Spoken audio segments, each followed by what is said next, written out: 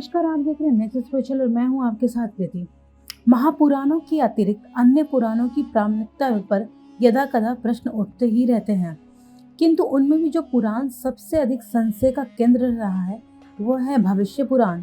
ऐसी मान्यता है कि समय के साथ इसी पुराण में सबसे अधिक मिलावट की गई है। यही कारण है कि इस पुराण में लिखा हुआ कितना सत्य और कितना असत्य है ये किसी को नहीं पता।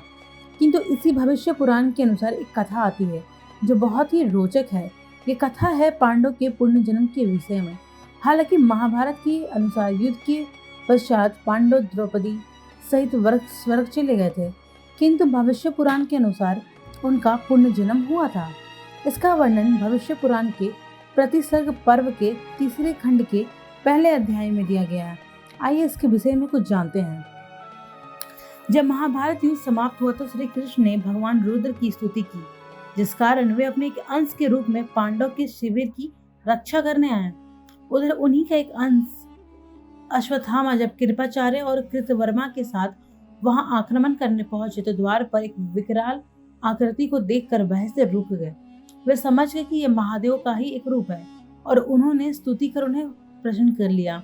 उनकी स्तुति से खुश होकर महादेव के उस अंश ने उन्हें द्वार के अंदर जाने की आज्ञा दे दी।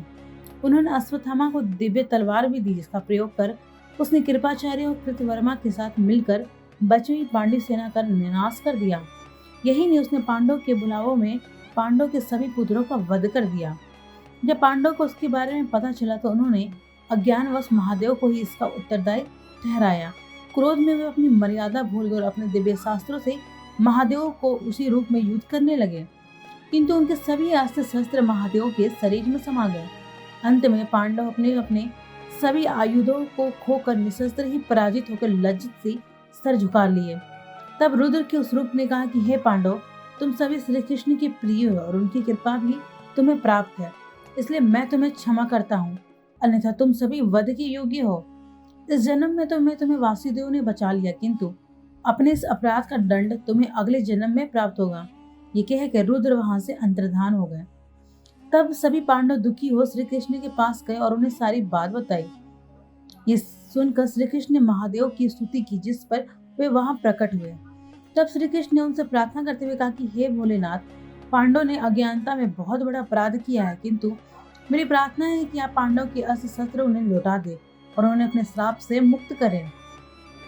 यह सुन के महादेव ने कहा, हे वासुदेव, आपके ही कारण इन सभी पांडव की रक्षा हुई है। आपने स्वयं अनुरोध किया है, इसी कारण मैं इनके अस्त्र शस्त्र लौटाता हूँ, किंतु मेरा श्राप विफल नहीं हो सकता। किंतु चूंकि ये सभी आपके भक्त हैं, इसलिए मैं इन्हें वरदान देता हूँ कि अगले जन्म में जन्म लेकर जीवन के पाप पुण्य को भोग कर ये मुक्त हो जाएंगे और आपकी इच्छा अनुसार उत्तम लोगों को प्राप्त करेंगे। ऐसा करके उन्होंने पांडव के सभी आयुध उन्हें लौटा दिए। ये देख कर श्री कृष्ण ने पांडव सहित उन्हें प्रणाम किया। तत्पश्चात महादेव ने परिहास में ही कहा कि हे वासुदेव, इन्हें अगले जन्म को भोगने के लिए श्राप तो मिल गया, किंतु बिना आपकी उस जन्म के फलाफल को प्राप्त नहीं कर सकते। ये सुनकर श्री कृष्ण ने प्रश्न होते कहा, हे महादेव, आपकी इच्छा अवश्य पूर्ण होगी, मैं इनके साथ अगले जन्म में अपने अंश के रूप में अवतरित होऊंगा। इस प्रकार महादेव के श्राप के कारण पांडव का अगला जन्म पुनः पृथ्वी पे हुआ है। अपने वचन के अनुसार श्री कृष्ण भी मनुष्य के रूप में अपने वंश के रूप में अवतरित हुए। युधिष्ठिर ने वत्सराज नामक राजा के पुत्र बनकर पैदा हुए थे और उनका नाम था बलखानी। मलखान हुआ, बाद में वे सिरिस नगर के राजा बने।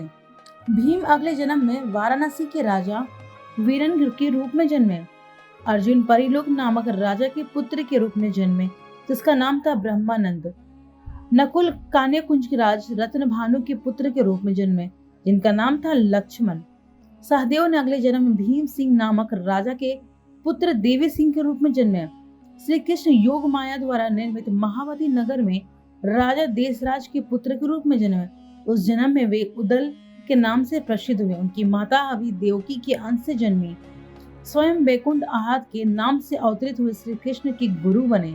उस जन्म में श्री कृष्ण ने सभी पांडवों की सहायता से अग्निवंश में उत्पन्न आताई राजाओं को नाश किया। धृतराष्ट्र अजमेर नगर के राजा पृथ्वीराज के रूप में जन्मे।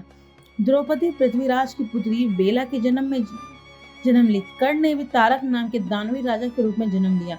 इस प्रकार सभी पांडव श्री कृष्ण अगले जन्म में अपने कर्मों को भोगकर पुनः अपने लोक को वापस लौट गए।